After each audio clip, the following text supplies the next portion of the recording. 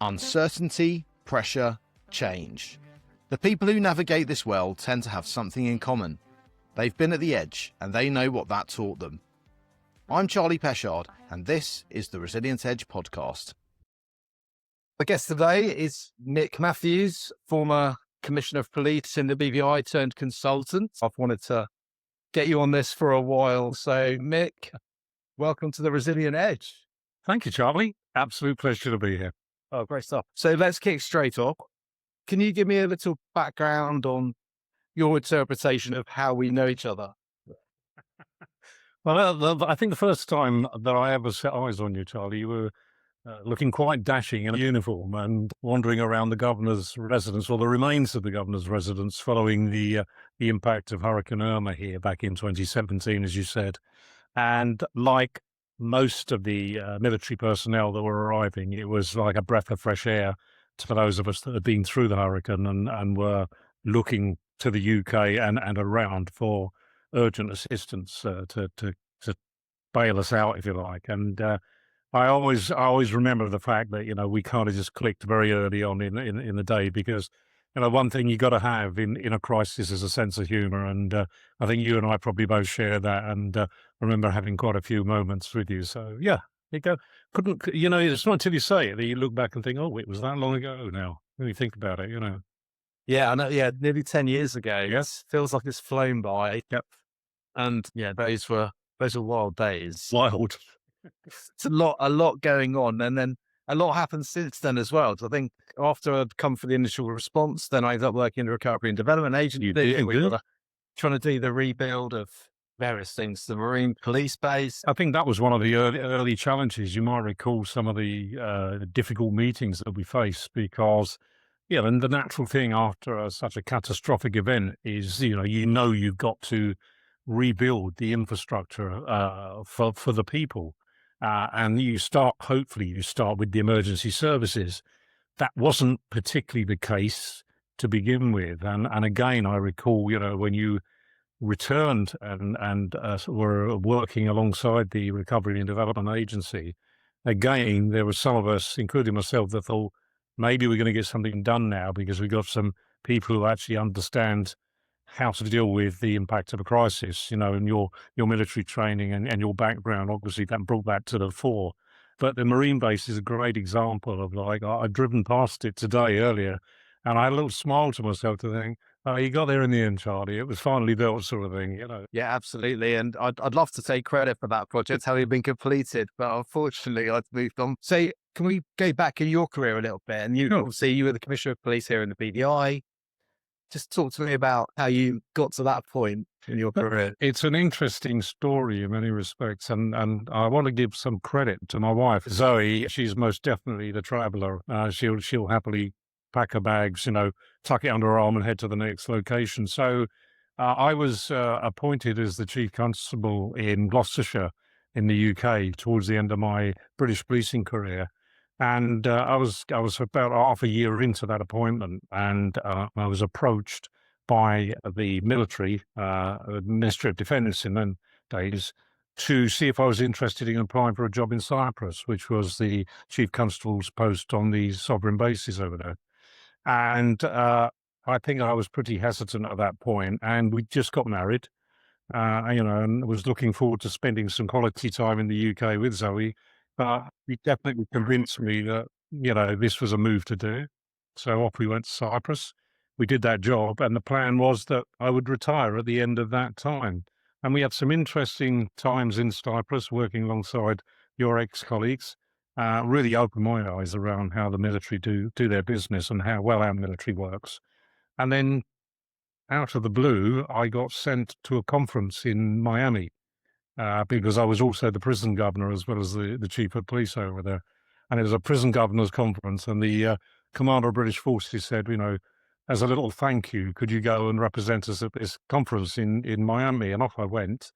I ended up sat next to the prison chief from here, who said, oh, where are you from? And, those small talk conversations. And eventually he said, I don't know if you're interested. He said, there's a place going in the British Virgin Islands, the Commissioner of Police. And I wasn't interested, if I'm honest. But I sent Zoe this message that said, there's some guy sat next to me wants to know if I'd be interested in applying for the Commissioner of Police job in the British Virgin Islands, wherever that is. And I think the reply came back in about less than 5 minutes saying, "Oh my God, it looks amazing. Are they serious?" So yeah, the rest is history. We had my interview online whilst I was in Cyprus, and before we knew it, we were packing our bags again. And then in terms of once you got here, how many years did you spend in post here? 5 years. Yeah, we arrived in April 2016, and I finished my time in April 2021. And then since 2021, what have you been up to? Well, I was supposed to have retired, but I remember the conversation quite distinctly, was to say to Zoe, I actually want to spend some time here now and live in the BVI, because I've been in the BVI for 5 years, but an awful lot of that time is spent in meetings, in offices and so forth. So that was the plan, but within a very short period of time, and I can't remember exactly how I got approached, but I found myself being approached by people asking if I was interested in this or interested in that, because they realised we were still here. And I remember somebody said, "Oh, you're the first UK police commissioner that stayed after their time," and that actually was an advantage in many respects, because you're known. After 5 years, you've been on the TV and the radio all the time. You'd come through Irma, and indeed, we went through 3 major events whilst I was holding the fort, and that was obviously the hurricane itself. Then, of course, we had the whole COVID lockdown scenario, and then towards the end, we had the investigation into the government here, and the subsequent arrest of the Premier after my tenure had finished. But something that, was clearly looked at as part and parcel of that bigger investigation. I thought I'd be keeping my head down, relaxing, getting to enjoy life here, which is easy to do, of course. But before I knew it, I was working for the BVI Ports Authority on their board, and did that for 3 years as the deputy chair of that board. And I also, and still am, a director for the BVI Red Cross. And then back in 2020, I was approached about the potential to work with Unite BVI, which is an MPO, and it's basically the local charity spearheaded by the Branson family, by Sir Richard Branson and his family. And it's a fascinating little setup with some really dedicated people who are really trying their best to deliver to the communities here. And in particular around things like, kids' education, young entrepreneurs, but also, looking after the environment, looking after the oceans. So it's a real broad spectrum of things. And Zoe said to me quite recently, she said, "I'm very proud of what you achieved. You were a police officer for 39 years, and suddenly you're working for the Port Authority, and you know nothing about a port, or you're now working for a charity." And it's interesting, because she's right in the respect of, I know nothing about those things, or I didn't when I began, but I suppose, and that's part of the whole concept of experience and management and leadership, is that a lot of the skills are transferable. And so you can change the title. Once you dig into something, suddenly you can draw on an experience from your previous career and put it in. I'm sure you've done exactly the same in terms of your military career, and indeed post-military career, to what you're doing now. So, yeah, in a nutshell, I didn't expect to be doing the things I've been doing, but it's a great thing, isn't it, when you don't know what's around the next corner. Absolutely. I think the unknown can be extremely exciting as long as you've got the right mindset for it. You've just described there, probably the subject for 5 or 6 hours of conversation, from Irma through then rapidly Maria, then COVID, COI, the Commission of Inquiry, and yes, Andrew Foy's arrest. And then the transition out of the police from a big institution to suddenly you're on your own. How did that feel? I'll give you an example of something that happened in my career, which will put this into context. So I worked for Kent Police for 23 years of my career, and eventually I was selected for the Strategic Command Programme and got through that, which meant I could then apply to be a chief officer, running a force. So I applied and eventually took a post in Gloucestershire Constabulary. And, they train you on the command calls for the big step up. But I don't think any training can prepare you for the transition you have to make from being in an organization where you are known and you know everybody and you know everybody's skill set, you know exactly who to pick up the phone to do what. It's still the police, but nothing is familiar. And I remember the very first firearms job that came in, and I was the duty firearms commander. And it suddenly dawned on me, I didn't even know who to pick up the phone to speak to in our firearms teams because I haven't met any of them. So it was, in many respects, a brand new job, completely new, simply because you didn't have that familiarity around you. So in many respects, in answer to your question, I don't think it occurred to me that there would be yet another transition at the end of my career. Maybe because I thought I was going to be lazy and do nothing. But I've realized very quickly that I can't actually do that. I have to have something mentally to keep me occupied.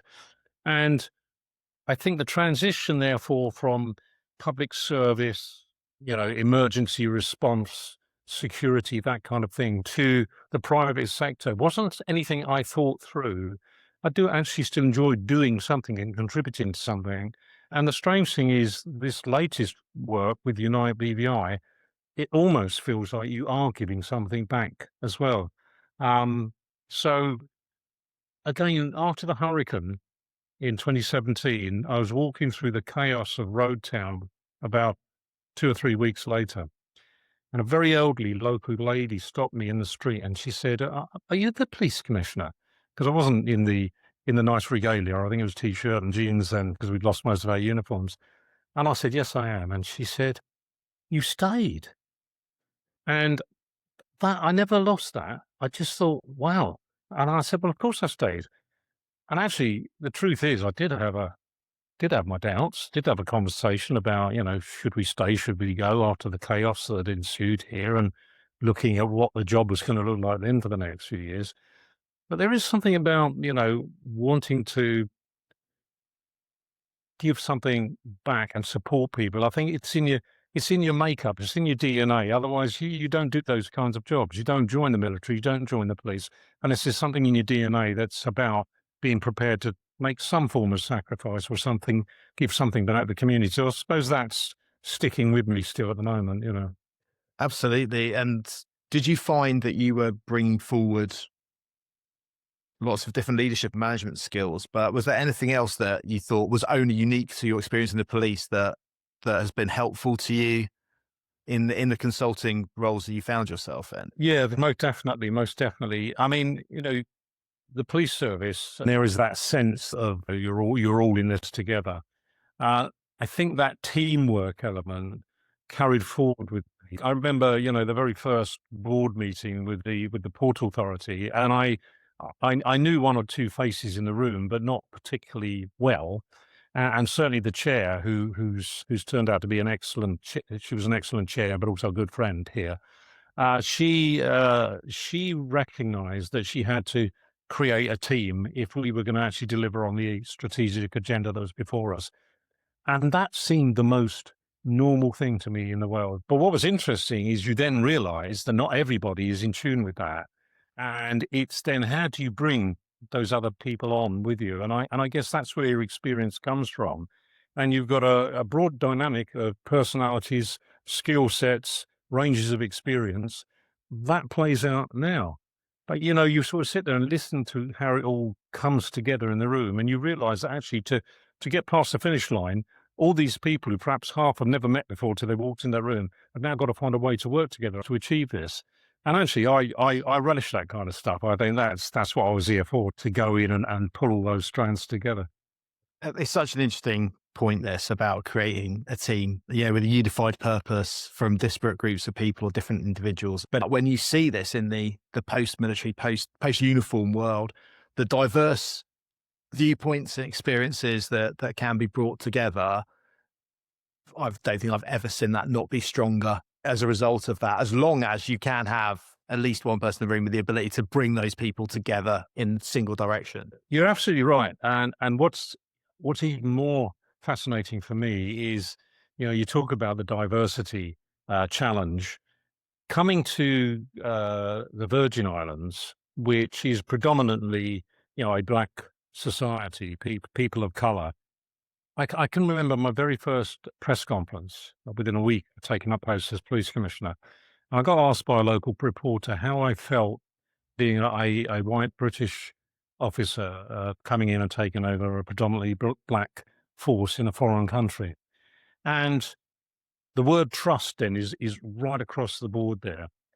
I find now, having worked at that and having to recognise that you are in a very different environment with a very different culture, and therefore not everything that you've learned in the past and everything you practiced is going to play out here. And the big mistake you make is to try and impose some kind of pre-model that's worked somewhere else here, because you've just got to think through about what's the impact in this culture, in this particular community, on these people if I say that or if I do that. I think now some people know me for my previous role as the police commissioner. You're a known quantity, but it takes time to build up that trust. And I think anybody who, sets about wanting to go into a community to work, doesn't matter what the sort of work is, the starting point has to be remembering you're a visitor. You're from the outside. Don't come charging in and saying, it's all right, everybody, I'm going to save the world now. You've got to be a little bit humble. And, again, I remember a conversation with Alwyn James, my deputy for the 5 years I was commissioner, great guy. And he'd been the acting commissioner for a year before I took over. And I remember a conversation with him, probably in the first week, where I thought to myself, okay, this is a local guy who's actually been running this force for a year. He's chosen not to apply to do the job forever, so hence I got the job and I've come in.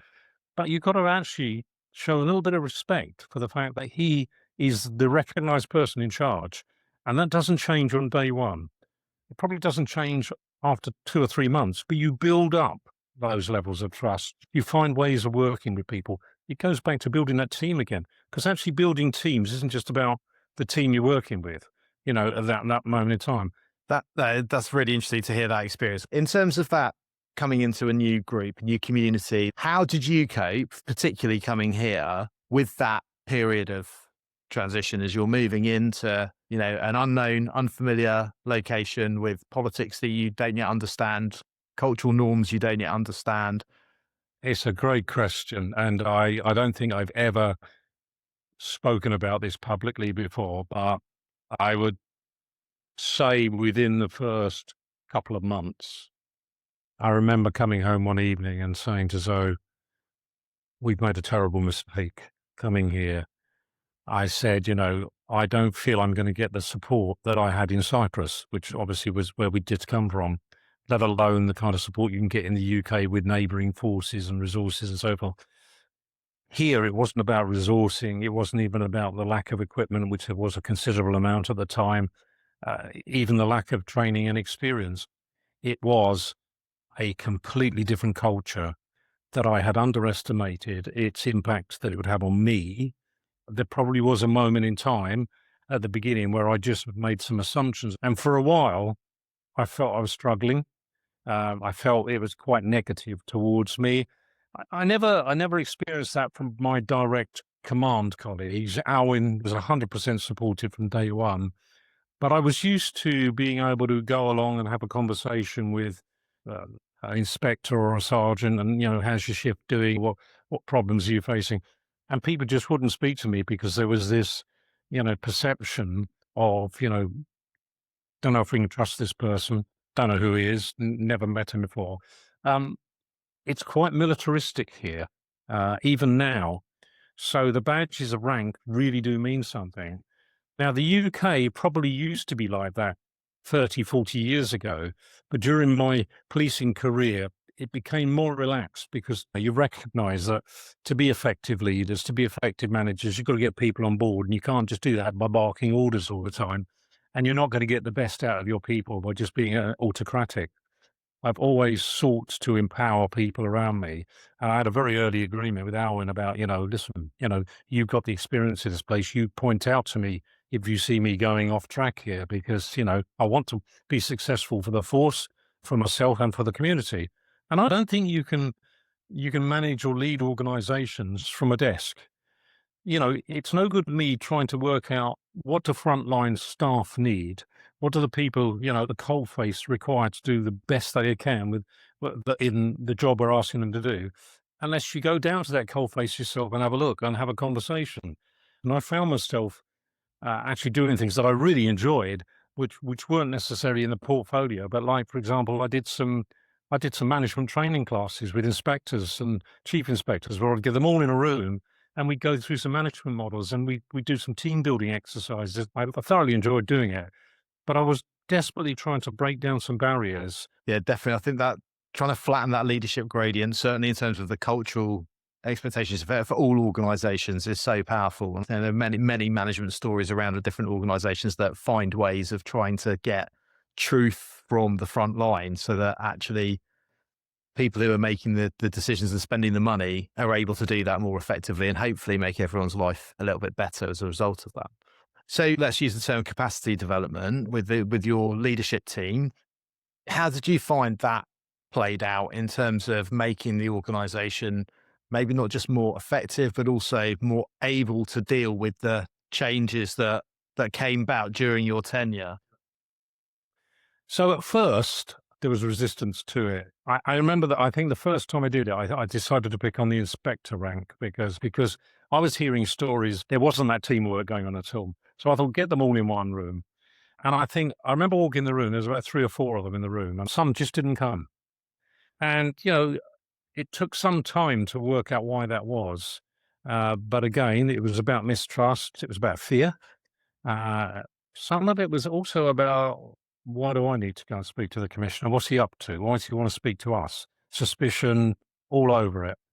And some of it was senior officers above the inspectors going, Commissioner hasn't asked me to go in the room, so you're definitely not going in that room. That was all learning for me. I hadn't seen that coming. Eventually, you've got to be resilient to the disappointments. You've got to just keep working through it.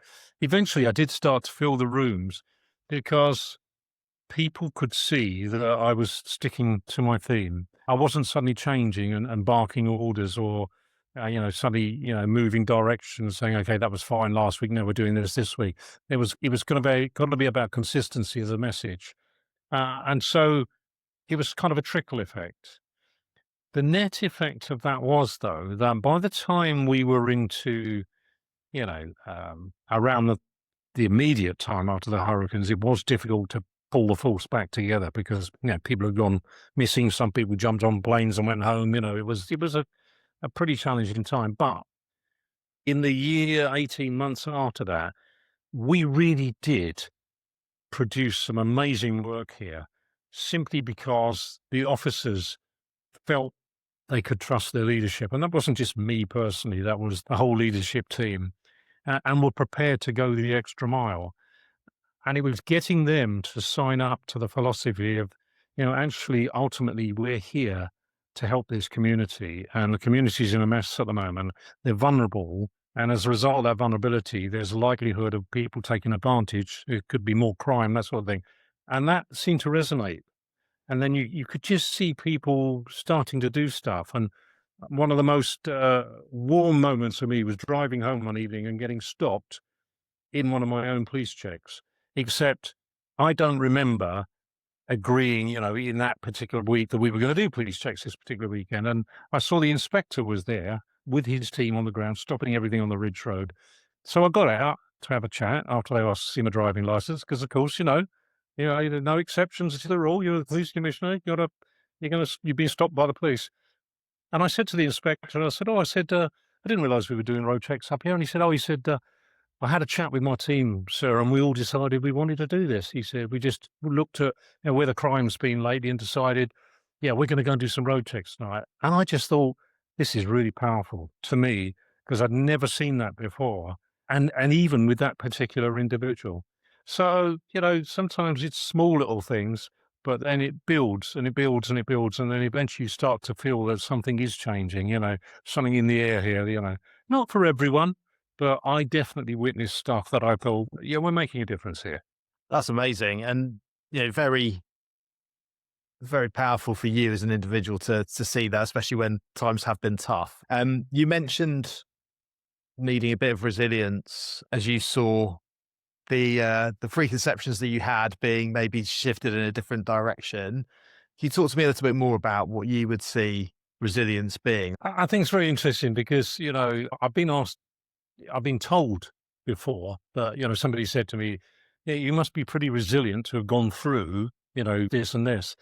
But I suppose if you drill into what that means in terms of, you know, being able to keep going, you know, funny enough, Sir Richard Branson, you know, who's now my boss, is a quote in one of his books, and it's about, you know, you know, it's not how many times you fall down, it's the way you get back up. For me, resilience is a little bit more than that. Resilience is knowing that you're going to get knocked down, but having the ability to then sort of say, okay, I've been knocked back again, but I'm going to dust myself down and be motivated enough to get back up on my feet and keep going again at this. I think we've all got some form of built-in resilience, but how does it play out? Well, I think it develops over time in different scenarios through different experiences.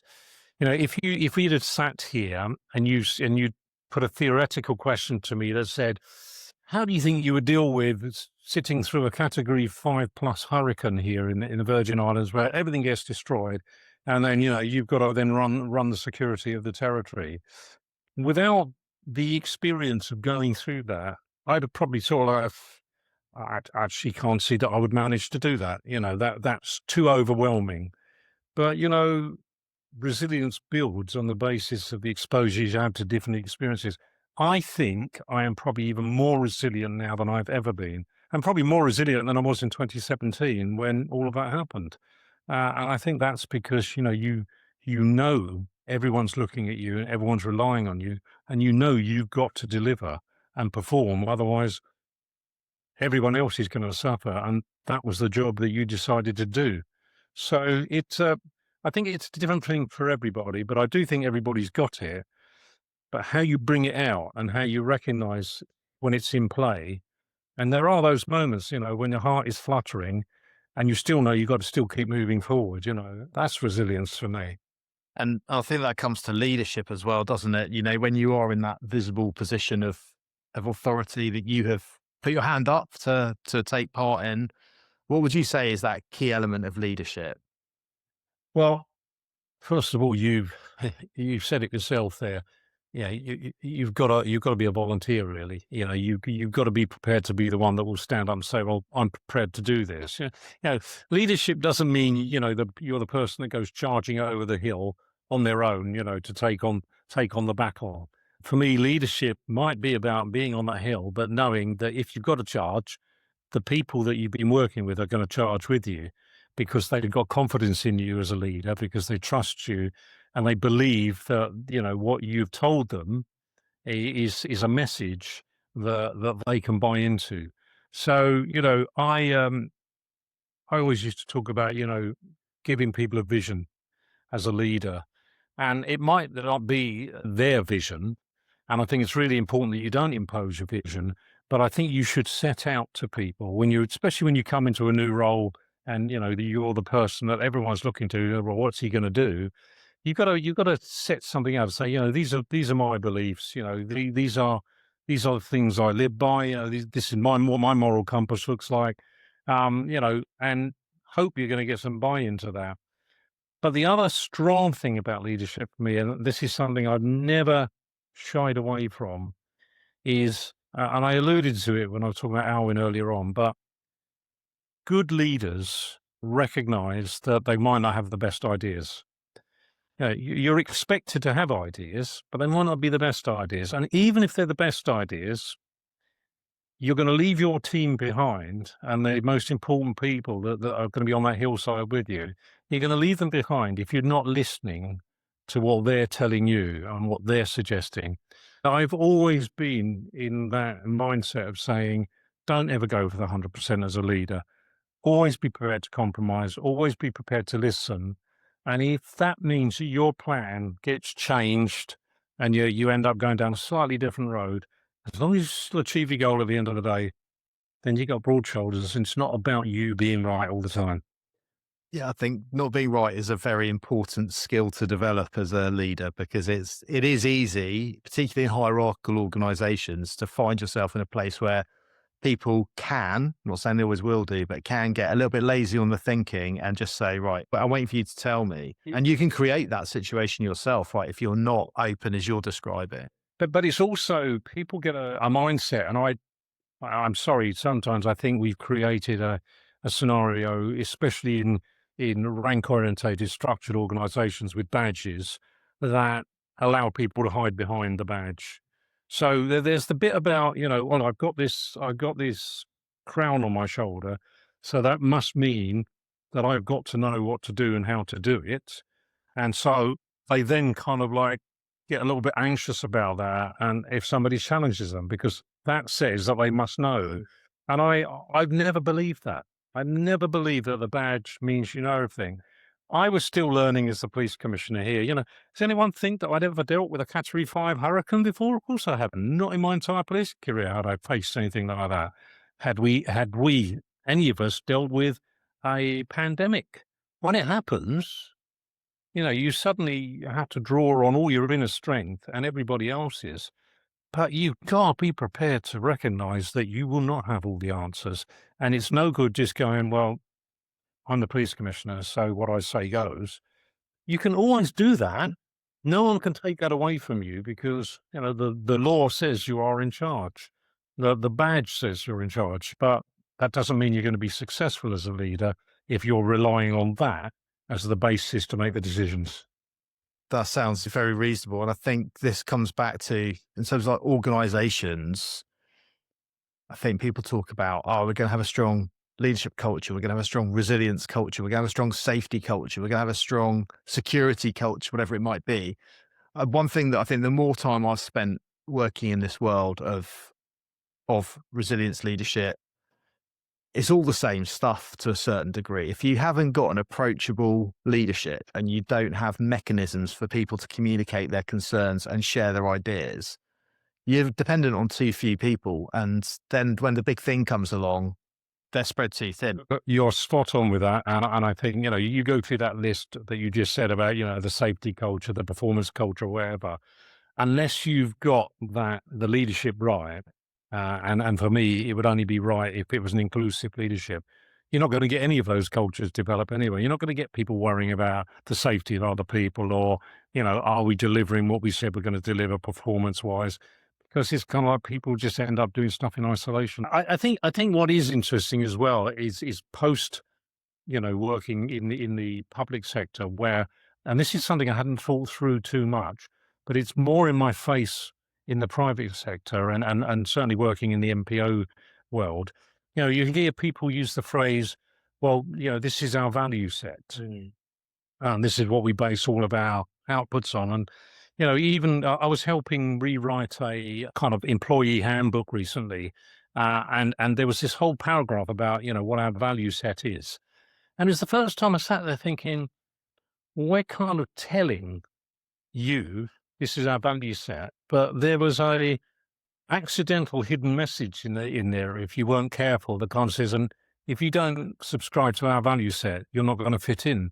I'm not saying you should change your value set, but I also believe that actually you should be open to listening to what other people's values may look like, because that may enhance your value set. I don't think we should be slamming the door and just sort of putting that label that says this is the value set of the organisation. If you subscribe by that, you're going to be okay. You'll be part of the team. If you can't, well, but I'm sure there will be people that would argue the opposite of that as well. I think values are very interesting. They can be good things to have as long as they're lived. I think there are too many organisations that get some sexy sounding values, stick it on a poster on the wall, and then don't give it another thought. And that undermines a lot of the culture, and is often, you can link that through to quite toxic behaviour in some organisation. So, Mick, you've talked about lots of very interesting and difficult situations as a leader. Do any of them stand out as the most difficult? Well, I think that, as I alluded to earlier, nobody could prepare you for what happened here in 2017. In 39 years of policing, was there ever a moment where I thought, oh, wow, I'm no longer able to deal with this situation? And, back in my career, I had a gun put to my head as a young inspector, but you go through that, you come out the other side, and you learn from the experience. But I think the hurricane and the vivid memory of when we thought the roof was coming off of the building we were in, which was the disaster management building at the time, and getting under a desk with my inspector, my staff officer I spoke to about earlier on, and we made eye contact. And we've spoken about this since. We both thought we were going to die at that point. And I remember thinking, oh, well, so this is how it ends. After this whole career of policing and trying to help other people, this is how it all turns out, that this building is going to collapse on top of me, sort of thing.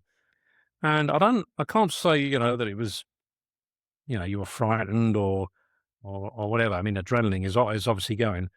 But I remember feeling completely powerless. And for somebody who's used to being in control, who's probably operates at their best during a crisis, that was a very strange experience for me. And therefore, when you come out of it, you have all the obvious feelings of, I never want to go through that again and so forth. But actually, I'm probably far better equipped now to deal with an extreme crisis than I ever was, because you've stared at it right in the face and you thought it's the end and you come through it. And so, I don't know if that answers the question, but it's the one that jumps out at me every time, because I never forgot thinking, oh, wow, this is it. Yeah, that's quite a sobering moment. But I've spoken about this before, though, but when I came out from that, and then you suddenly realize the absolute chaos around you, and that you've got to try and get some form of order going, you're then running hot and flat out for probably 24 hours. And then it hit me like a sledgehammer. I didn't know if Zoe was alive. I remember Gus Jasper, the governor at the time, asking, when we got him out of the governor's residence after the storm had subsided, he said, so how many casualties do you think we're going to be dealing with? How many deaths? And I said, probably hundreds, looking at what we could see from road term flattened. And as we know, thank goodness, the impact on life wasn't as extreme. Sadly, we did lose, I think, 4 people during the hurricane, but it could have been so much worse. But, once you've got it in your head that you think hundreds of people are dead, and then you suddenly think, hang on, the one person in this world I care about the most is on this island somewhere as well.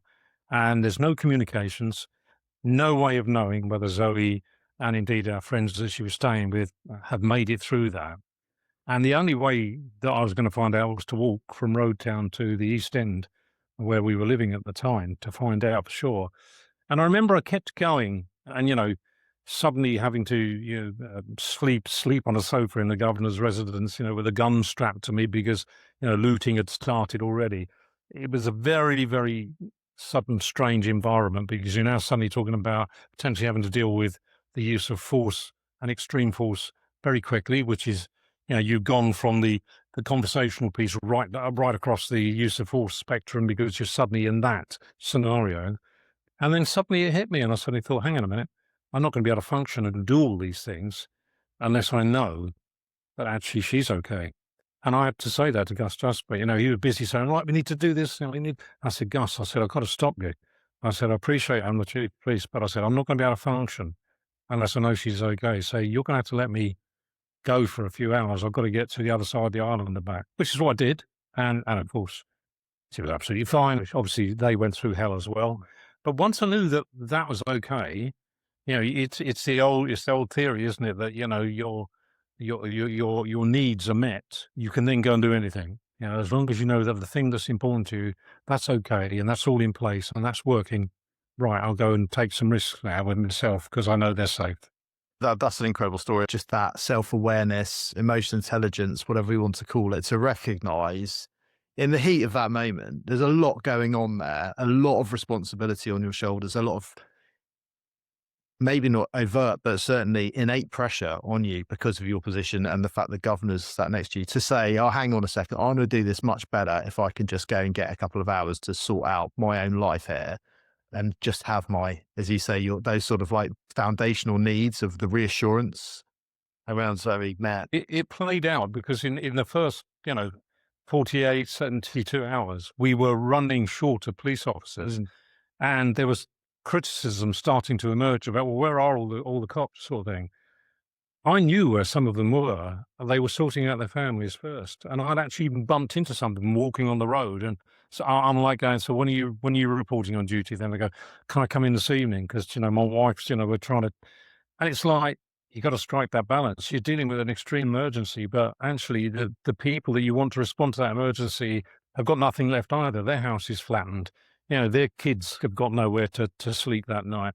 So you've got to really be prepared to strike a balance, take some risks. But the fact that Gus Jasper allowed me to walk for a couple of hours to find out that Zoe was okay meant that I had to apply the same rule of justice to my officers and the team to say, if they need a bit of time, I've got to give it to them. I've somehow got to give it to them. I hasten to add, of course, goes back to the brilliant partnership I had with Alwyn James. I obviously didn't go wandering off before getting hold of Alwyn and saying, I just need a bit of space to go and make sure Zoe's okay. You're in charge at the moment. The force was not going to collapse just because Mick Matthews wasn't standing there giving orders that day. And Gus knew that as well. But bearing in mind, he'd only been here about 10 days when that hurricane hit. He didn't know who to trust. He didn't know who his team was. But what I've never forgotten is he made the call to say, okay, I'm going to let the police permission to do that because I trust him to come back. And of course, as I say, the rest is history. It's good top cover that. I think, it's just worth emphasising this point about, most people haven't been to the British Virgin Islands. Most people haven't been either through or in the aftermath of a major hurricane. And certainly when I came to the Caribbean, I was in Haiti and Turks and Caicos before I came here after Irma. And without doubt, stepping off the plane here, it was the worst affected location that I'd been to in that response. And probably ever. And I think the scale of the BVI, small place, small population, everyone expects, I grew up expecting something goes wrong. Emergency services are coming, and they're coming soon, and they're coming with all their kit, and they're coming rested and ready to go. And obviously everyone was part of the affected population. So it isn't something that people, I don't think, recognise the vulnerability of, and it's not just the Caribbean, small island developing states all over the world. There is no backup locally when something of that scale goes through somewhere this small. It's very challenging. When I was a chief constable in Gloucestershire, if we had a major incident, I could phone the chief constable in Wiltshire or the chief constable in Avon and Somerset and say, can you send 200 cops my way? I made a decision that once UK support was coming, that I would brief every group of police officers that came personally. And they would come, I think we were getting batches of like 80 officers that would come for 2 weeks or whatever it was, then they would go and another 80 would arrive. So, every Sunday night I would go down the Treasure Island Hotel, we'd have them all in a big room, they'd all just literally stepped off the plane and I'm briefing them about what's happened and what we need from them. And I felt that was important that I did that personally. And I remember in the first couple of cohorts, I had a superintendent come to see me, and they said, the hotel we've been put in, some of the toilets don't flush. And this morning, the showers weren't working. And I remember thinking, I'm feeling angry now because you're supposed to come here with the recognition that you're coming here to help people who are in absolute crisis and who've lost everything. And you've come from your nice, comfy home in the UK. You're getting paid oodles of overtime to be here. And now you're complaining because the toilet doesn't flush, sort of thing. Now, I don't think they meant it in the way that it came across. And of course, that superintendent has a responsibility to look after their team and make sure that certain things are addressed. But it's like, read the room. Understand what environment you just walked into. And it triggered it when you said you stepped off the plane and you saw the scale of it. And I like to think that anyone stepping off a plane at that point in time would have gone, oh, wow. And then the second thought might be, well, I'm glad I'm here. I wonder what I can do to help these people. Thank you for sharing that, Mick. I think it's really, really like fascinating to get these insights from your experience, and then working with those different organizations as they're coming through and different people's preconceptions. Okay, so looking now to more broadly and the situation the world is in, and taking your broad experience, what skills or character traits would you say are most valuable for navigating the change that humankind is going through at the moment?